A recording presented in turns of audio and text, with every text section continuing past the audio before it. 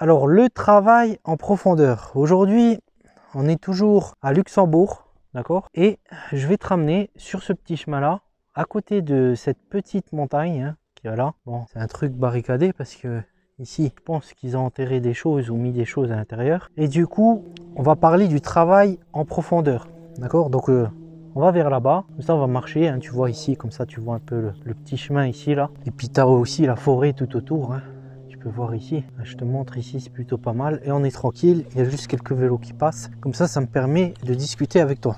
Donc je te retrouve tout de suite pour parler de ce sujet-là, le travail en profondeur. C'est parti, let's go. Alors d'abord, si tu ne me connais pas, bienvenue à toi. Je suis projet de développement, développeur, codeur, formateur. N'hésite pas à liker cette vidéo, à t'abonner à la chaîne. Et puis, on va parler de ce sujet-là. Donc le sujet de la vidéo, tiens, regarde ici, avant qu'on parle de ça.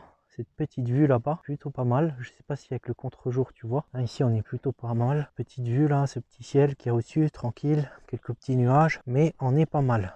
Petites éclaircies de temps en temps. Donc, travail en profondeur, c'est quoi? Le travail en profondeur, ou appelé en anglais deep work, c'est comme quoi, pour réussir ou pour pouvoir travailler de la meilleure manière, il faut pouvoir travailler en profondeur, travailler entre guillemets avec un flow de travail qui va te permettre d'être tranquille. Tu vois, c'est un peu comme ici, tu vois. Moi, je viens ici un peu dans les endroits isolés, parce que tu comprends bien que te parler en ville, sinon il faut faire des vidéos à la maison, mais tu comprends bien que des vidéos en pleine ville, quand il y a du monde qui marche, c'est un peu plus compliqué. D'accord? Surtout que tu te retrouves à perdre parfois le fil, tu as parfois des imprévus, donc tu as des voitures qui passent, tu as du bruit, et donc c'est plus facile pour moi de te parler ici. Donc d'où l'intérêt de te parler de ce travail, le travail en profondeur, qui est un peu une méthode de travail où toi tu vas t'isoler un peu. Tu vas t'isoler pour pouvoir avoir des idées, avancer, aller vers l'avant, trouver des méthodes qui fonctionnent alors que tu avais peut-être des problèmes, trouver des méthodes alors que tu n'as pas trouvé auparavant, etc. Et ça, c'est le principe de Deep Work.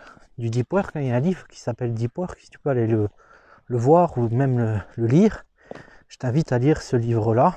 Ça permet justement de comprendre un peu ce concept de Deep Work. Il y a des preuves qui ont marché, comme quoi ça marchait, comme quoi le travail en profondeur donne plus de productivité.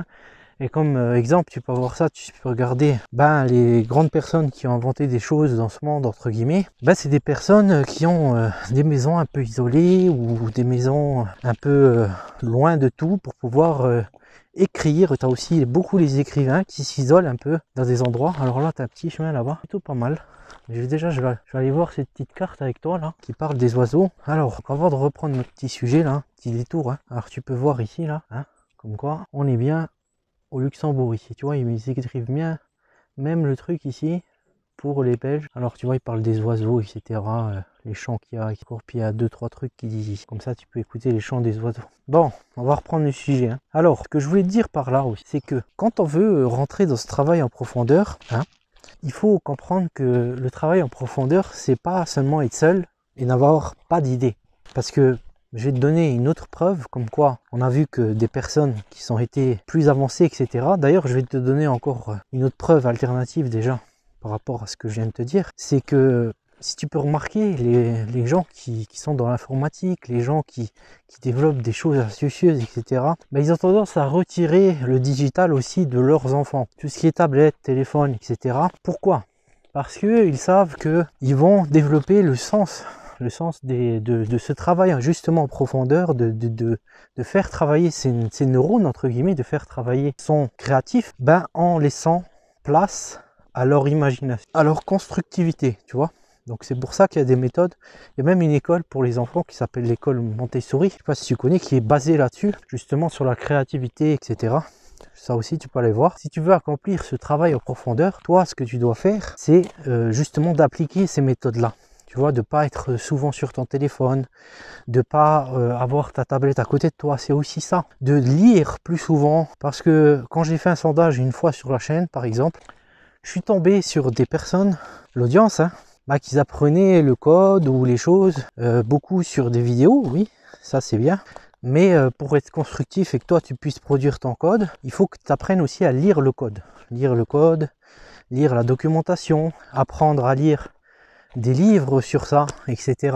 pour pouvoir justement optimiser ton ta transformation vers là où tu vas aller, ta créativité. Quand tu l'appliques, c'est vraiment étonnant, ça marche, tu comprends? Parce que trop de gens pensent que, ah oui, je dois simplement suivre une vidéo, un tutoriel, et puis je vais rester face à mon mur. Mais comment on va développer chez toi la créativité? Et c'est pour ça que je vous dis tout le temps, travailler en profondeur, c'est aussi aller marcher, s'isoler dans des endroits comme ça, réfléchir et parcourir ce que toi t'as dans la tête et résoudre des problèmes, tu vois, parce que tu vas peut-être avoir des idées lorsque tu vas te promener, etc.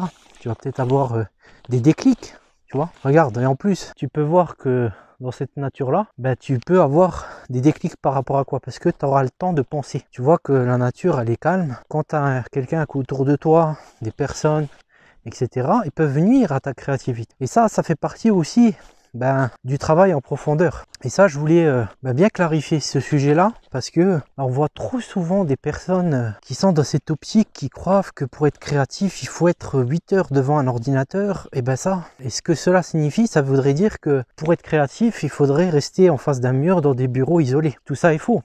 Les applications ne sont pas faites dans des bureaux isolés, mais bien dans des endroits où des personnes se sont isolées pour trouver des idées, pour trouver des solutions. Et il n'est pas forcément dans des grandes entreprises en train de travailler pour trouver la solution. Ça, c'est une fausse idée, parce que l'idée, c'est une chose. Après, il faut la développer. C'est après peut-être dans les bureaux qu'elle s'est agrandie, etc. Mais avant de naître, les plus grandes idées naissent dans des endroits qui sont différents de ceux où ils vont évoluer, si tu veux. D'accord? C'est un peu comme toi, quand tu vas à l'école, tu vois, au début, tu vas à la maternelle. Après, donc quand tu vas à la maternelle, au début, tu n'apprends pas à faire des calculs, tu n'apprends pas des choses. Tu vas d'abord faire des petits jeux, des petits trucs, etc. Pour ton esprit, c'est la même façon. Il fonctionne de la même manière. Après, tu vas apprendre à lire, à écrire. Après, tu vas faire des calculs. Après, tu vas aller dans des trucs plus avancés, plus spécifiques. C'est la même chose pour ton application. Tu vois, ton application, elle ne va pas naître dans les grandes entreprises.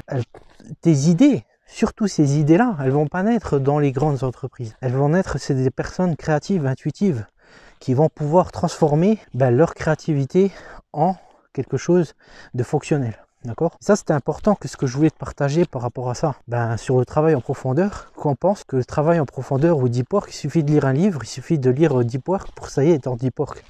Non, non, ça marche pas comme ça. C'est pas après on a la chaîne derrière des bureaux avec des fouets à coder. Non, non, non, ça marche pas comme ça. Maintenant aussi, je voulais te parler d'une deuxième chose, une autre preuve, c'est que tu vois le travail de développeur, le travail de codeur, etc.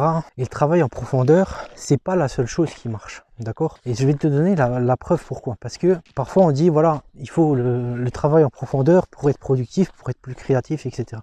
Mais c'est pas la seule chose qui fonctionne. Et je vais te donner un exemple. Quand par exemple tu es là au milieu de la forêt, si tu n'as pas entre guillemets d'outils ou de but ou de créativité par rapport à un objectif à atteindre, alors dans ce cas-là, ton objectif, il vaudra 0, tu vois. Parce que tu pourras être baladé 100 ans ici, ton esprit sera vide. Ton esprit, il avancera pas de l'avant. Donc, pour que ton esprit soit créatif, il faut aussi que tu aies les bons outils, les bonnes méthodes. Il faut que tu aies une technologie de prédilection pour réfléchir sur ce que tu pourrais faire. Avoir une idée d'application, d'accord? C'est pas en ayant la tête vide que tu vas pouvoir faire du deep work. D'accord? Travail en profondeur, c'est une chose, mais c'est pas la seule chose pour réussir. Parce qu'il y a aussi des gens qui sont très bons dans la compréhension, qui sont très bons dans l'objectif d'une technique, d'une technologie. Ils sont peut-être des experts, ils savent expliquer, ils savent comprendre les choses. Et ça aussi, c'est un avantage parce que les idées, elles vont te venir par la suite. Parce qu'en voyant, par exemple, je te dis, en voyant du code tous les jours, en voyant ta technologie de prédilection que tu as choisie tous les jours, en utilisant les bons outils de développement, les bonnes méthodes, en apprenant de la meilleure façon avec les bonnes méthodes, en évitant justement de tomber dans l'a priori, et puis de rester sur l'évasif et de pas justement après avoir d'idées, parce que quand on est dans l'évasion, dans l'évasif, on a la oisiveté comme on dit, tu vois, et dans ce cas-là, on ne sera pas créatif.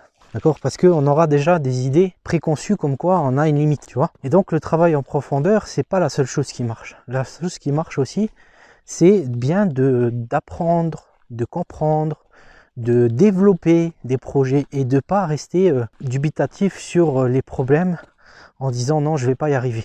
C'est sûr que tu vas pas y arriver si tu es dispersé, si tu as de la oisiveté dans ta façon d'être, etc. Alors je te montre ici, là. Ici c'est pas mal. Alors ici, tu peux voir là, on est plutôt pas mal. Ici il y a même des oiseaux qui volent, je les entends. On peut même tomber ici sur des sangliers, hein, parce qu'on est en pleine forêt. Peut-être même des chevreuils qu'on va peut-être tomber dessus. Je suis pas sûr, mais si jamais on tombe dessus, t'inquiète pas, tu vas pas la rater dans la vidéo.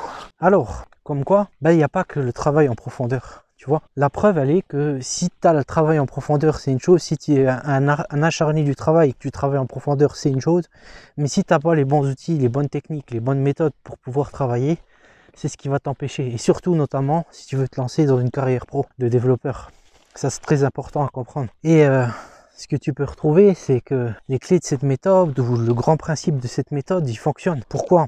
Parce que ça a été prouvé que les personnes qui sont plus spécialisées, qui sont plus dans, entre guillemets, dans la spécialité et experts de leur sujet, ils sont plus aptes à être pris, à être mis en avant lors des débats techniques. Et aussi, je vais te donner encore une autre preuve par rapport à cette clé qui est importante pour toi, c'est que si, par exemple, toi tu te retrouves dans une entreprise, qu'est-ce qu'ils vont faire l'entreprise quand ils vont travailler? Vas-y, dis-moi. Tu peux me le dire dans les commentaires, me donner ton avis. Est-ce que tu crois qu'ils vont switcher d'application toutes les 5 minutes ou changer de techno quand ils vont faire une application? Alors, tu as deux choix. Soit tu vas travailler pour une agence web et tu vas faire des petits sites, ou soit tu vas venir à un vrai développeur qui va développer pour des grands comptes. Mais qu'est-ce qu'ils vont faire dans les grands comptes ou dans les startups ou dans les scale-up, etc. ou dans les entreprises plus grandes? Ils vont se concentrer sur une stack technique, d'accord? Ils vont pas aller faire du Java, du Python, du PHP,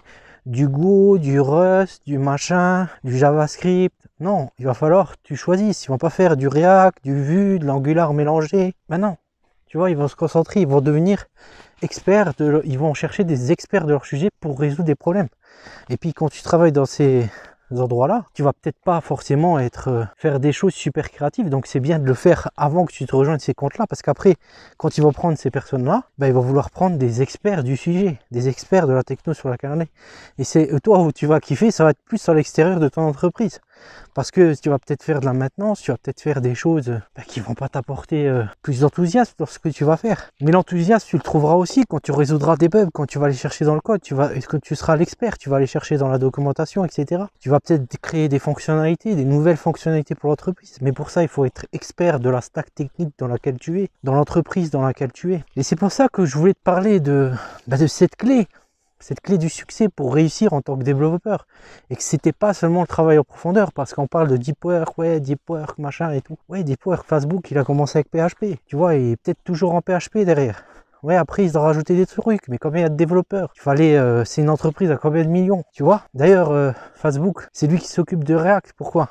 Parce que derrière, ils entretiennent leur techno qu'ils utilisent devant, tu vois. Et c'est ça qu'il faut comprendre. Google, Angular, Vue, qui est tenu en open source par des développeurs. Et c'est ça l'important. C'est ça qu'il faut comprendre. C'est ça qu'il faut se dire lorsque tu es là. Alors je te montre encore ici. C'est plutôt pas mal encore ici. Alors, si jamais tu es intéressé pour te placer, savoir te nicher, trouver la roadmap du développeur, etc. Je te laisse en dessous le kit de réussite, tu peux le télécharger. C'est le premier dans la description. Si jamais tu es nouveau, tu as aussi un petit test pour tester ta mentalité de développeur. Justement, est-ce que tu as le bon mindset pour ça? Est-ce que tu as la bonne énergie placée au bon endroit dans ta tête? Tu peux faire le test en dessous.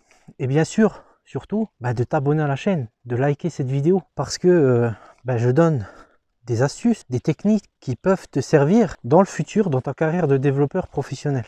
D'accord? Alors n'hésite pas à t'abonner pour recevoir les prochaines vidéos.